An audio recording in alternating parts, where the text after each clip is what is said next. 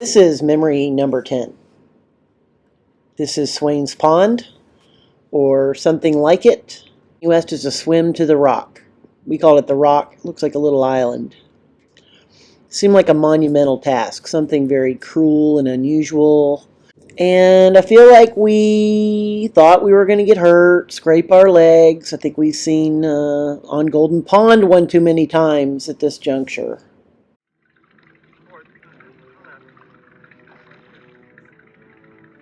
God, reverse. Full throttle, reverse. Reverse. God, reverse.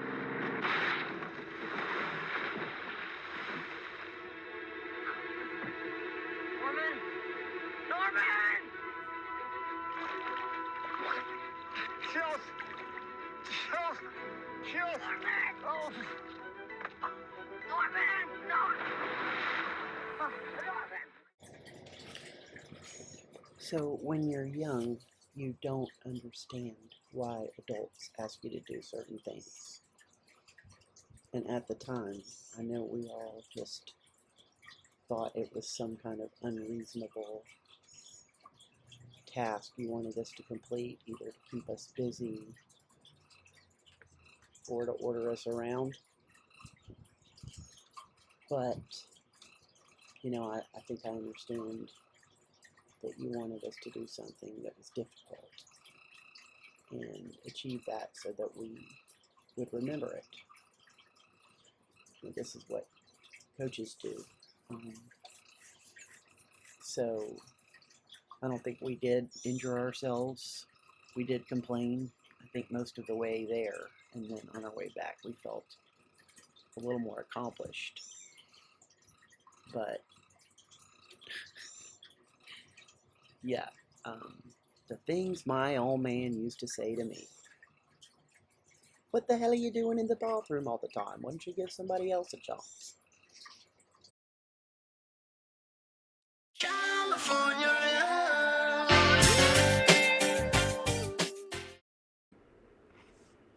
Number 9 is Tupac Shakur, also known as Tupac Shakur. Now this memory is a funny one. Bill, Jess, and I have gotten so many laughs out of it. It is so memorable because it happened the day after Christmas. You were reading the newspaper. You were reading the newspaper about Reggie White, and then you were citing something about Tupac Shakur, but you pronounced it Tupac Shakur, which we thought was hilarious. You do this a lot with people's names, a lot of celebrities. Allison Janae. You do it with Barack Obama, Saddam Hussein. It's like you want to pronounce their names the way you want to. So it's funny, but it's also like part of your, I think, arrogance or disrespect for someone. As I've observed this, but Tupac Shakur is hilarious because it does remind me of the way you mispronounce people's names, but that was a very fun memory. Green Jr., University of Notre Dame. Ibrahim Moises, University of Tennessee at Chattanooga. Jack Marius Tack-Theratrix, Michigan State University. The Isaiah T. Billings Clyde, Coastal Carolina University. The Jasper Probencrux III, South Carolina State University. Lee Oz Maxwell Jr., East Carolina University. Javaris and Lamar, University of Middle Tennessee. Devoyne Shower Handle, University of Southern Mississippi. Hingle McCringleberry, Penn State University. So this Tupac Shakur memory is also easy to recall because of Reggie White's passing that day, and because of Reggie White and what he has meant to our family as, diehard Vol fans, and how good he was as a player and the strong morals and values that he had as a man and a minister. And it was tragic that he passed away so young. So it was kind of like a contrast of memories. One was sad and one was funny. So I like how we can usually bring some levity to a heavy moment, and this certainly did it. But I included some stats about Reggie for Tennessee, because I know you love stats. You probably know most of these.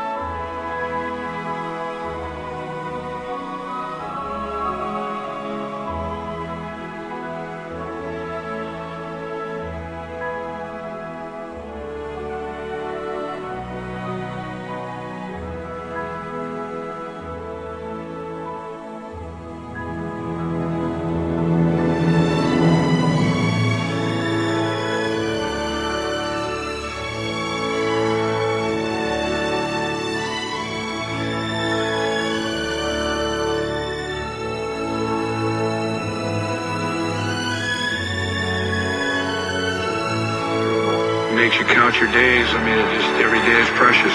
When a guy 43 years old that has done so many things and has so much ahead of him all of a sudden passes, and I know it's hard to deal with. It's hard for all of us to deal with. Because of Reggie White's complicated health condition, the medical examiner says it could take several months to determine a final cause of death. Robert Honda, KTVU, Channel 2 News.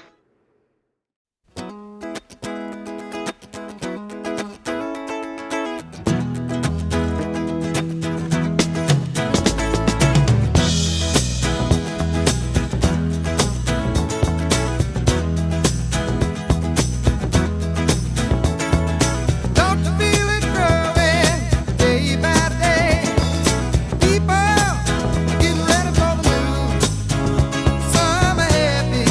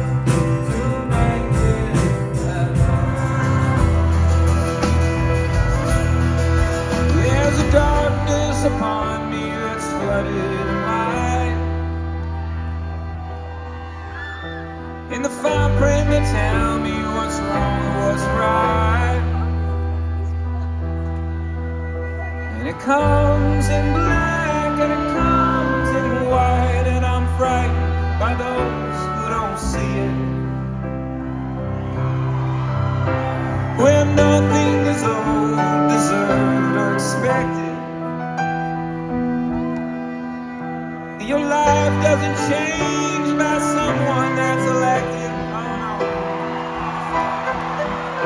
If you love about someone, you're never rejected. Decide. That's right. There was a dream. One day I could see it. Like a bird in a cage, I woke in and demanded somebody to read it. There was a kid with a head full of doubt, so I screamed it out loud. Oh, last of those bad thoughts finally out.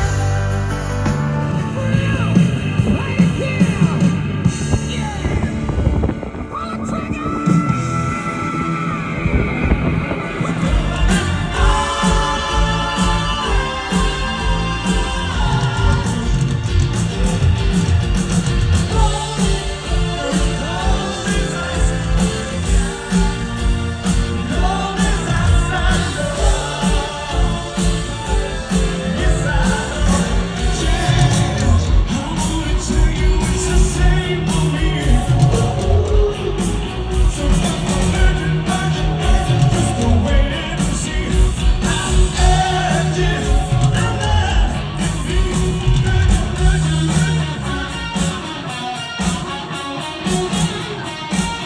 Are you ready for something new?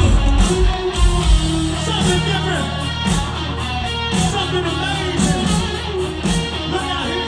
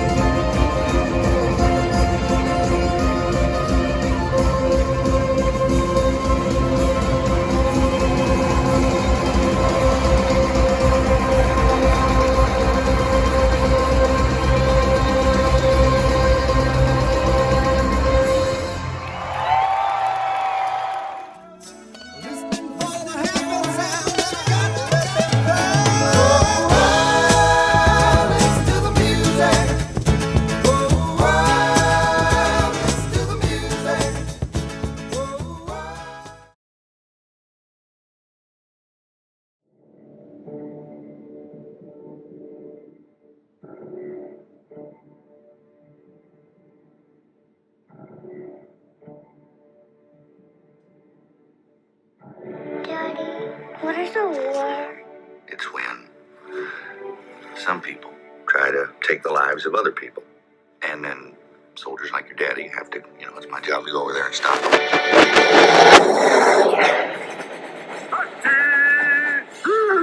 Welcome to the new cavalry. We will ride into battle, and this will be our horse. Fly into hostile territory, outnumbered 10,000 miles from home. They want to fly with you for some reason. I guess it's because they think you're the best. I'm supposed to have a choice in all this. You sure don't.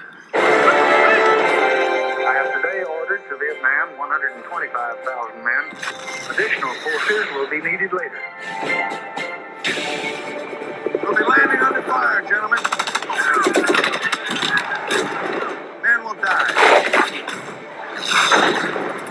We are going into battle against a tough and determined enemy. It's pitch black. I can't see anything. We need illumination on the perimeter. Men are so young, and when I look at them, I see our boys. What do you think about being a soldier and a father? I hope that being good at the one makes me better at the other. When we go into battle, I will be the first to set foot on the field, and I will be the last to step off. But we will all come home together.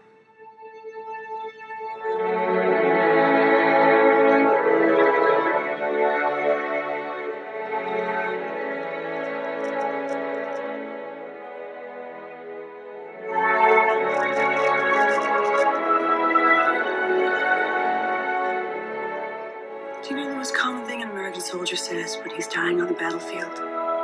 Tell my wife I love her.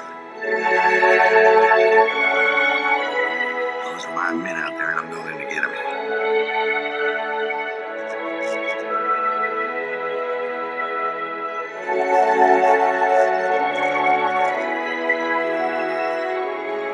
You men have done a hell of a job today. They won't get through us, sir. You can count on it.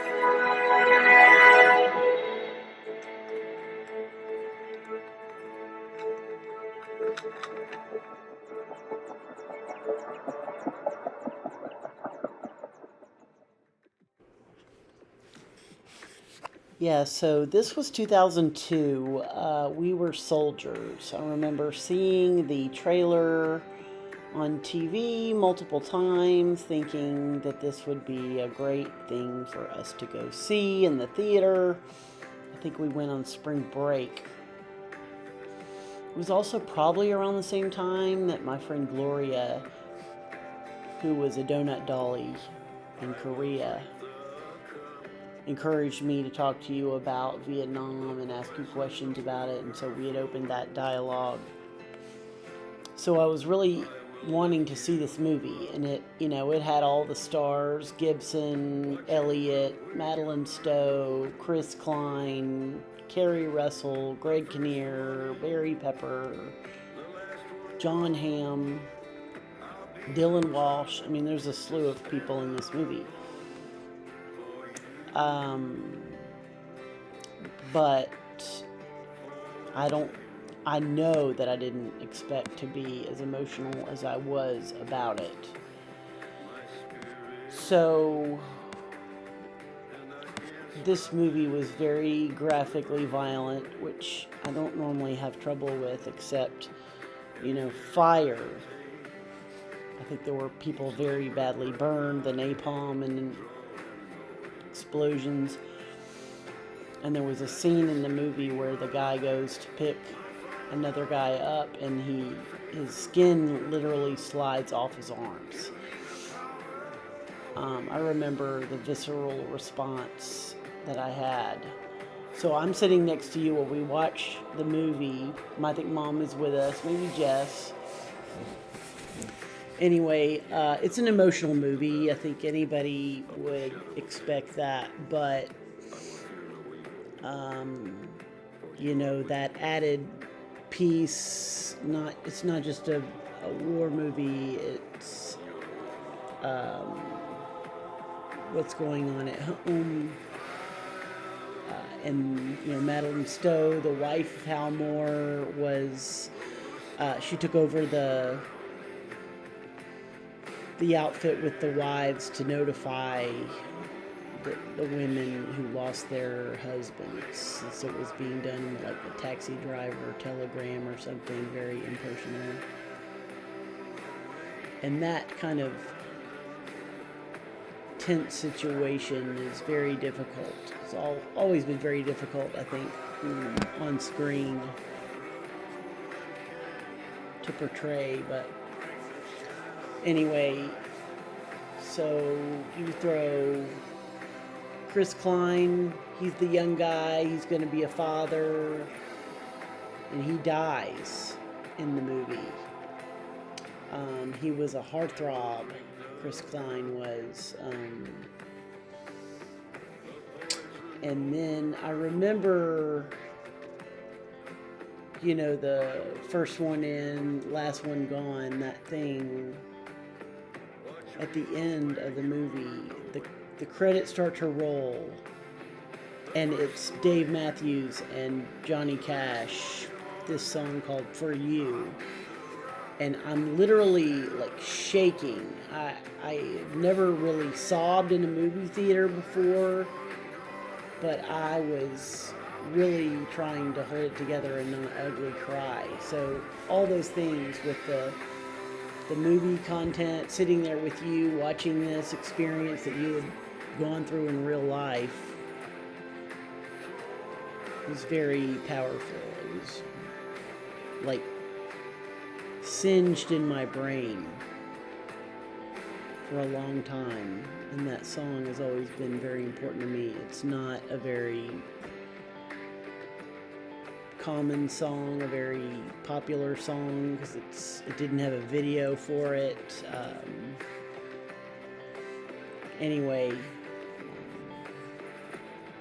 it just makes me thankful again for your service, and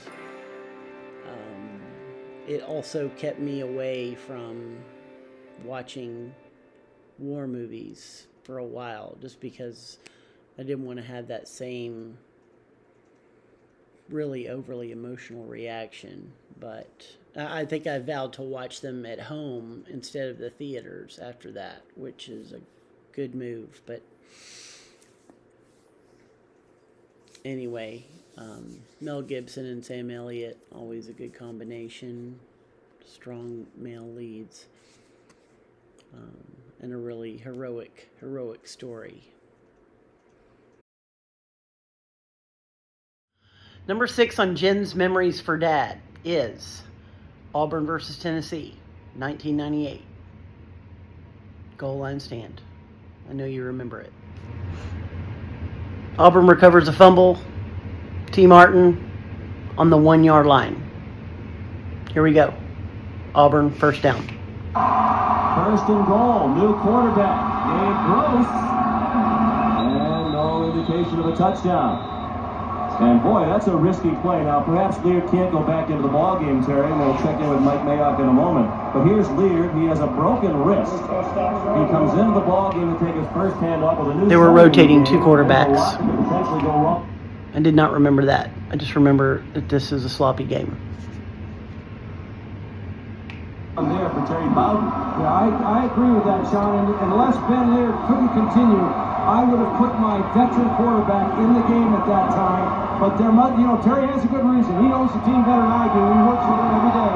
But it certainly looks like Ben Lear might not be able to go back in the game.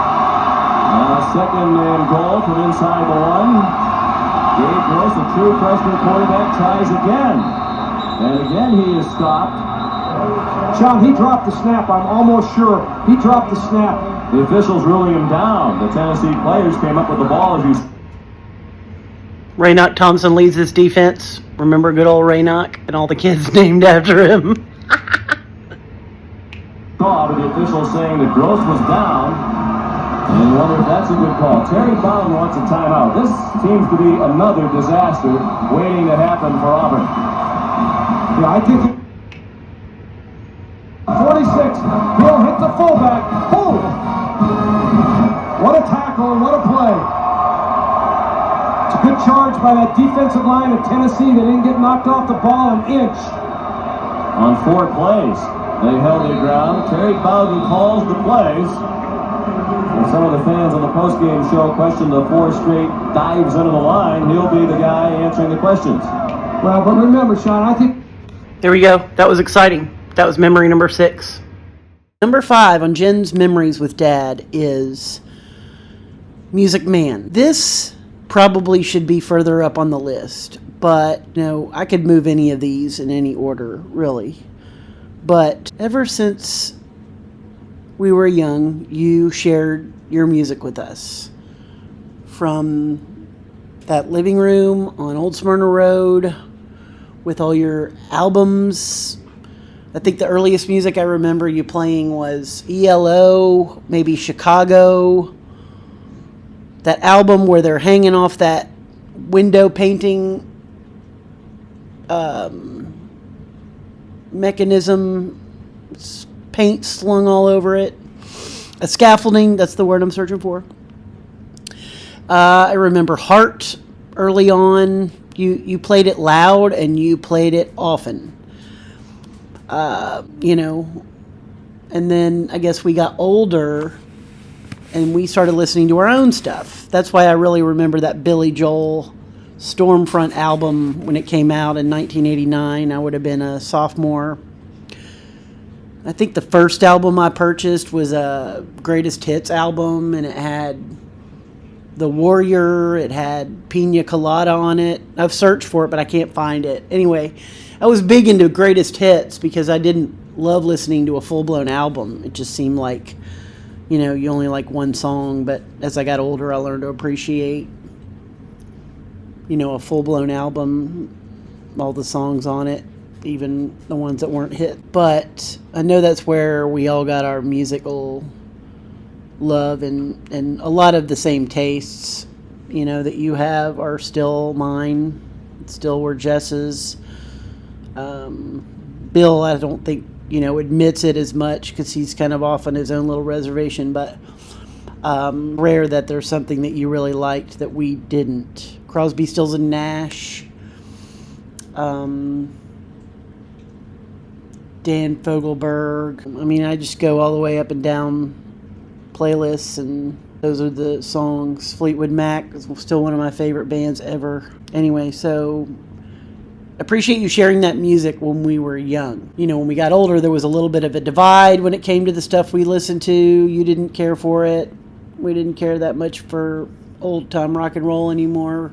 But then I think when we got into our 20s, we started, Sarah McLachlan or the Wallflowers, Crash Test Dummies. We started sharing music. And then when the digital age came out, it became easier to share music. And, Jess and I always shared music, so I really appreciate you and Bill sharing music with me now, and old stuff and new stuff. It's all good. And then, I really appreciate the concerts that we go to together, and making new memories and experiencing that music for whether it's the first time. Avett Brothers was a great example of that. Or, Foreigner, Bryan Adams. Those are fun concerts. So I appreciate you instilling your love of music, even though I cannot carry a tune in a bucket personally. I know you were in the Glee Club, but I'm fascinated by the process of making it, and that's why I added a lot to this particular video. So thank you for sharing your love of music with me and, with our whole family. So it's become the soundtrack of our family. It makes it easier to recall memories with songs, and I think that's probably why my memory is so good, because I've attached a lot of music to it. So anyway, number 5, Music Man. I'm gonna share some clips that are my faves. I figured this would be the easiest way to do this. I made this playlist when I was making one for Mom, because I still think there's hope that she could use Apple Music to listen to music in her car instead of using CDs. But anyway, so I made one for you. These are songs that either you like or that remind me of you. Stick Season. I love this song. I think it's funny that it starts out about I love Vermont. You always make jokes about Vermont. But then when you listen to the lyrics, I understand why you like this song so much. But it's a catchy little ditty. Handyman.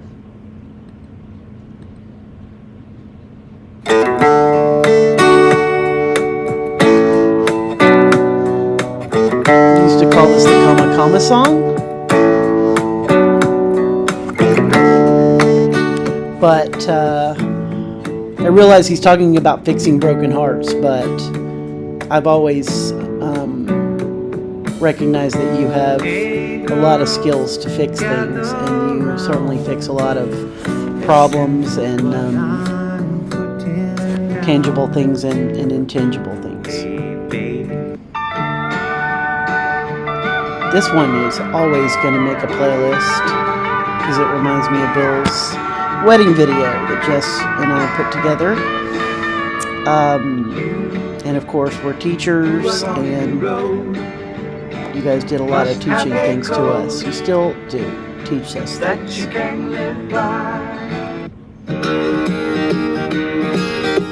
I like this one a lot more now,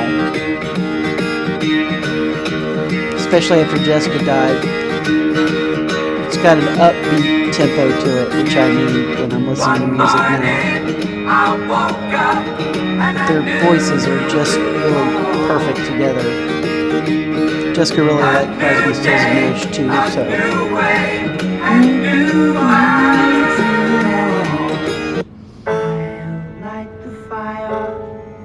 Crosby, Stills, and Nash seem to write a lot of songs about family. Still kind of ironic and sad that Graham Nash and David Crosby couldn't mend their fences before David died, considering they made such beautiful music together. Walking in Memphis. Amy Edelmuth shared this song with me first when we became roommates. It was all over the radio, but it made more of an impact on me when I moved here. And then listening to Mark Cohn's entire album. I listened to that music when Amy and I were roommates, but I think I shared it with you, and you really liked it. Several of those songs are on this playlist. I would love to see this guy in concert. I know he still tours. I actually looked for him. Anyway, I love songs with illusion and that are about real things.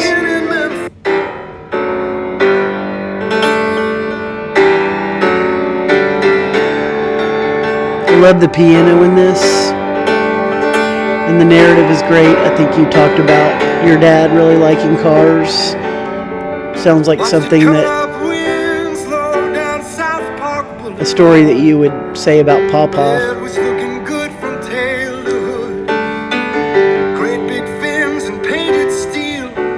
It looked just like the Batmobile with my old man behind the wheel. Well, you could hardly even see him in all of that chrome. The man with the plan and the pocket comb. But every night it carried him home, and I could hear him say, don't you give me no Buick, son, you must take my word. I can barely listen to it without humming or singing. It's so catchy.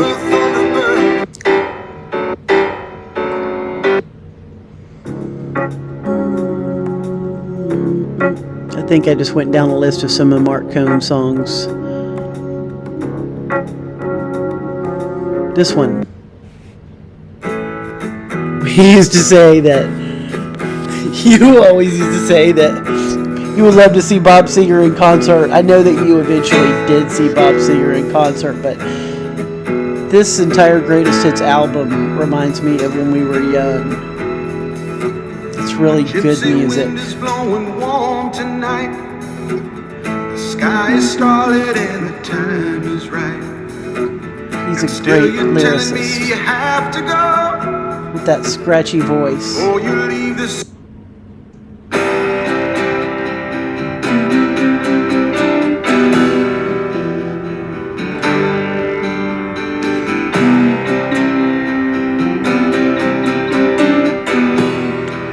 I can't pinpoint specific memories for this music. It was just all over our house and in our cars.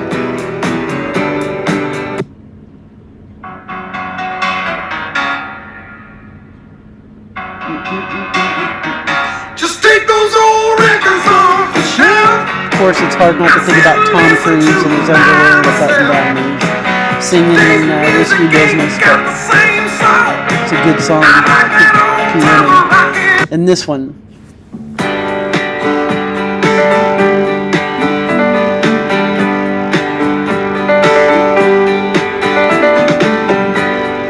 Seems like yesterday.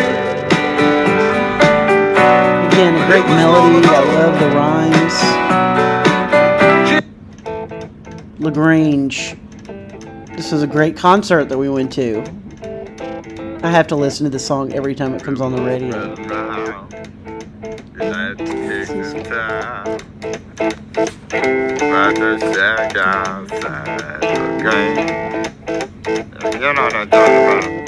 Just let me know if you wanna go. It's my favorite ZZ Top song. They got a lot of nice girls.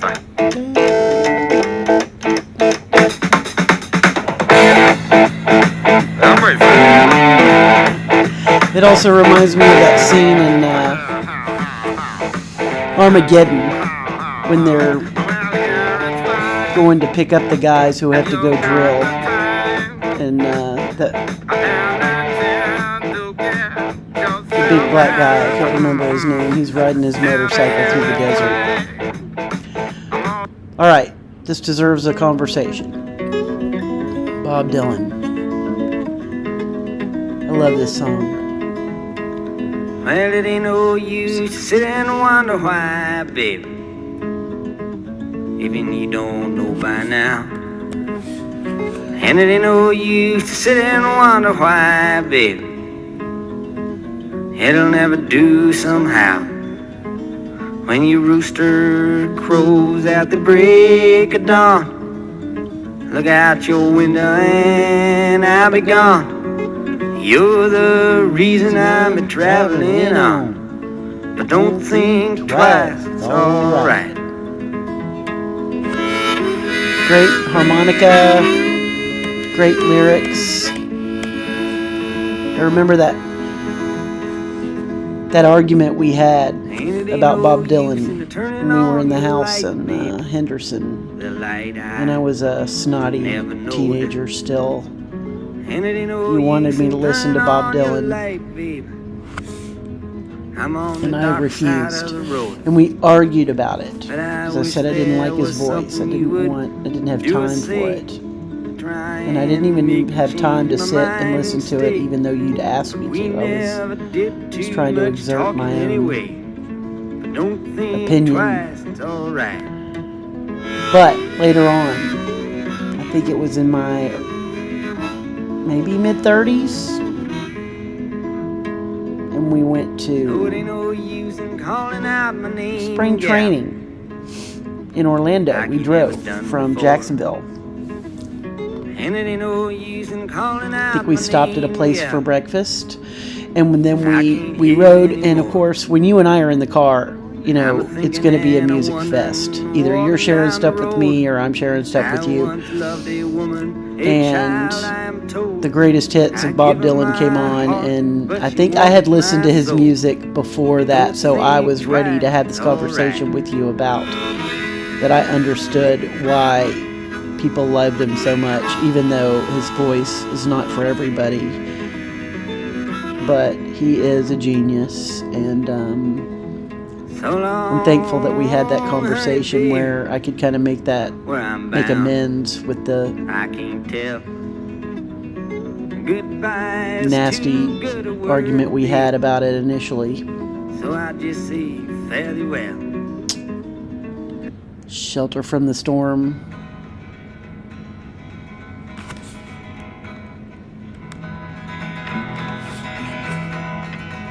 Just simple tunes that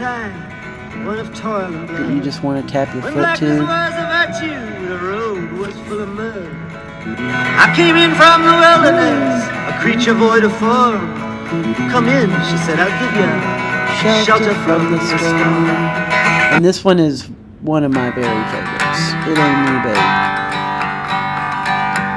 Go away from my window, leave at your own chosen speed. I'm not the one you want, babe. I'm not the one you need. You say you're looking for someone who's never weak but always strong, to protect you and defend you, whether you are right or wrong. Someone to open each and every door, but it ain't me, babe. No, no, no, it ain't me, babe. It ain't me you're looking for, babe. I love how he says babe in the song. You know, he's clearly breaking up with her, but he still calls her babe. Go lightly from the ledge, babe. Go lightly Every line he calls her on the babe, ground. which means he's really not that mad at her. I'm not the one Such you a great want. song.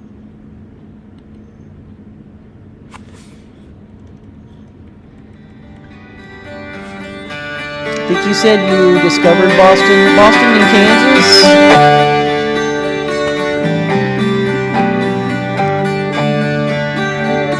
This is just a quintessential classic rock song. Starts out really peaceful, calm, nice melody.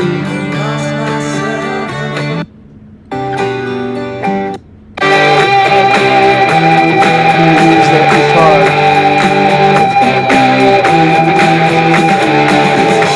We learned how to play air guitar as kids. I'm sure this was one of those songs that we played the air guitar to.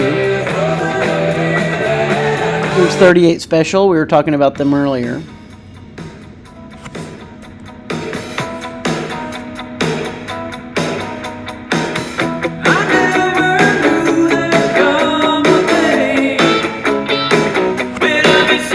The guy that I worked next to, David McHugh, we would listen to music in the morning when the kids were coming in for lockers.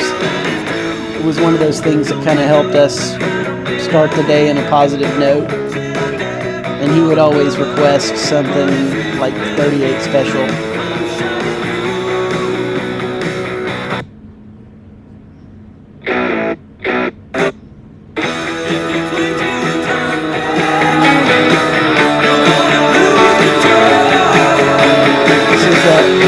Southern rock, like you said, Leonard Skinner, Allman Brothers.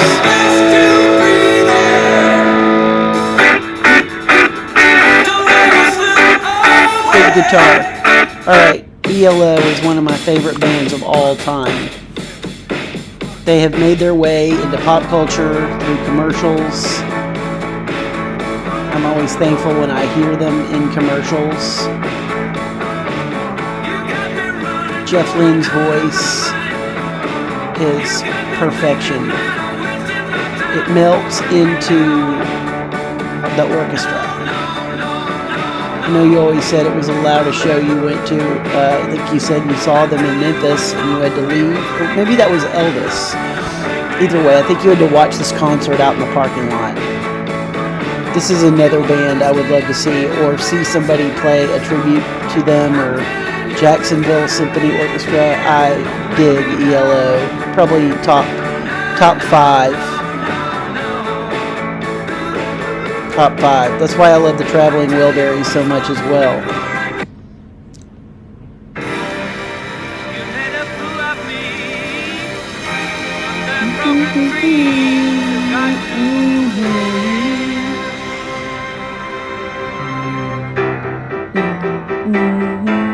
You always, Sweet Talking Woman's another good one that I love. And I love how you used to talk to Mom like this. You were talking to her, or talking about her when you sang this song. Sweet Talking Woman reminds me of Mom. I think I put it on one of her CDs.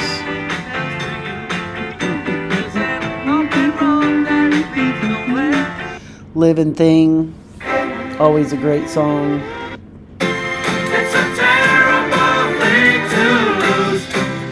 Then we've got the Allman Brothers, which I think Bill, Jess, and I really grew to love, maybe more than you did.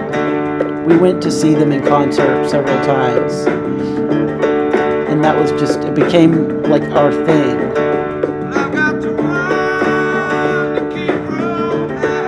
I think because they jammed. You didn't love the jams, but Bill really did appreciate the jams. And he said that that's really about nostalgia more than anything. And then finally, More Than I Can Say, Leo Sayer.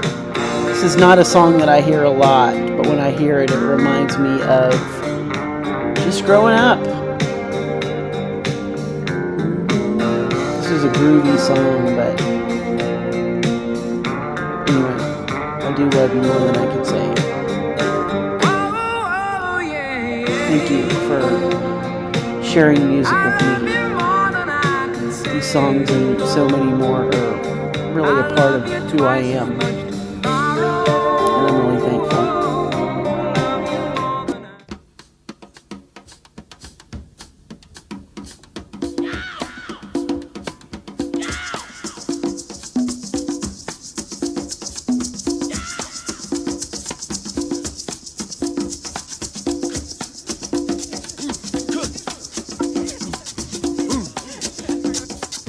Please allow me to introduce myself. I'm a man of wealth and taste. I've been around for a long, long year. Stole many a man's. So get down.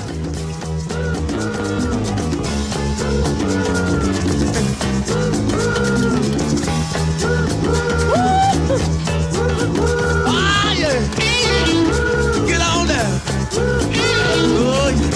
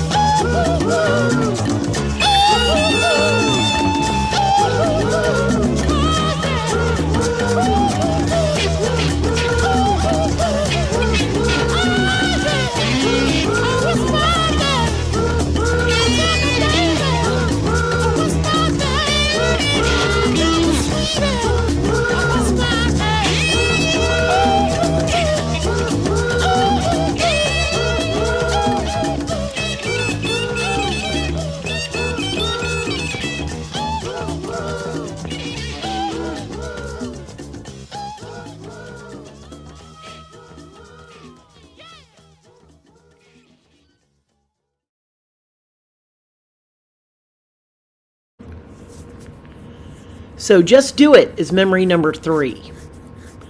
This happened just recently in the spring. I think it was late February. I was going through a tough time. I'd been at home for a long time. I was struggling at work. Really didn't want to go.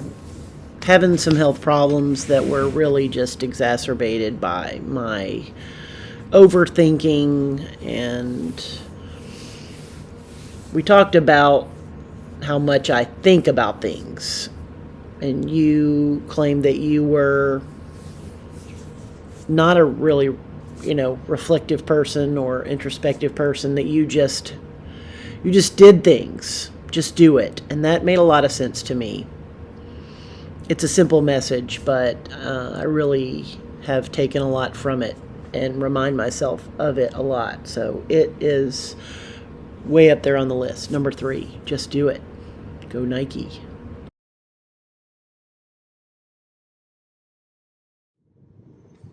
All right, so number 2 of my memories is Peoria. This doesn't need much explanation. That's why I put it on this t-shirt quilt, because it just reminds me of kind of resetting my mind to do something.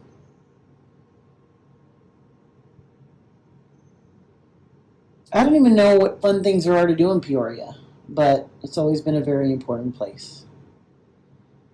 Taught me a lot. Or you taught me a lot while you were there. We'll always have Peoria. Number 1, my tie guy. So from my earliest memories, you wore ties. You wore ties for church. You wore them for work. You wore them for funerals. You just were always a very snappy dresser. And you always told us why that was important to you. And so then when I got older, we got, allowances, and we would give you gifts, then buying ties for you became kind of a routine for me. Especially when I was in high school. And I always wanted to make sure you looked good, that I liked the tie that you were wearing. And then I made the softball team, and you would make an effort to wear a tie that I gave you to my games. And Katherine Johnson, my right field teammate, always commented on it. She would always say how cute she thought you were. She also told me that her brother thought I was pretty, so that was funny. Anyway, so I was always proud of you that you were well-dressed. You came to my games, and then it became a ritual where you would sit there pretty near home plate. And I would get up to bat and do my little routine with my batting gloves. And I would just, of course, Coach Flirton was giving me signs, some of which I didn't recognize. And I would just look. You would be where I could see you. I wouldn't have to really turn my head. And I'm pretty sure you did that by design. And you always made it to my games after work, even though I know you had to coordinate that. These are all parts of your love language,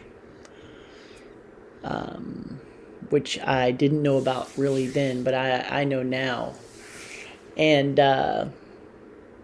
being a freshman on this team and having a starting position, which I wasn't sure that I earned that, because I got that job because of an injured senior. But I needed a little extra confidence boosting, and it always helped me. It made me feel like I had somebody on my side, rooting for me, somebody that I trusted. And so that's why that part of my ritual was so important, to have you there. And I think you knew that, even though we probably didn't talk about it at the time, but you didn't have to say anything really. You would clap your hands. You go, "Let's go, kid. Let's go, Jen." And you would give me that wink, because you and we had worked a lot on my fielding and batting, at home. And you had a lot invested, not just because I was your child, but because you helped me learn those skills. But that helped build my confidence as an athlete and on that team. And then later on,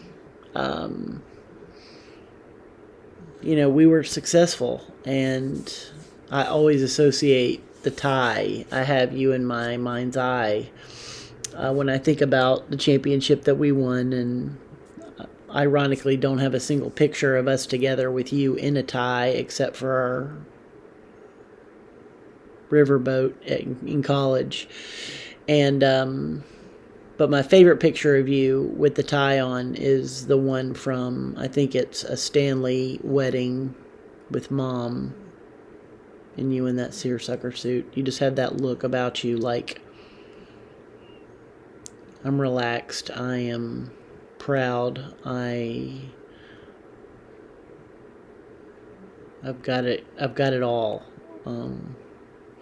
Anyway, and that last picture there is graduation, my master's degree, and so I always appreciated you wearing those ties for me.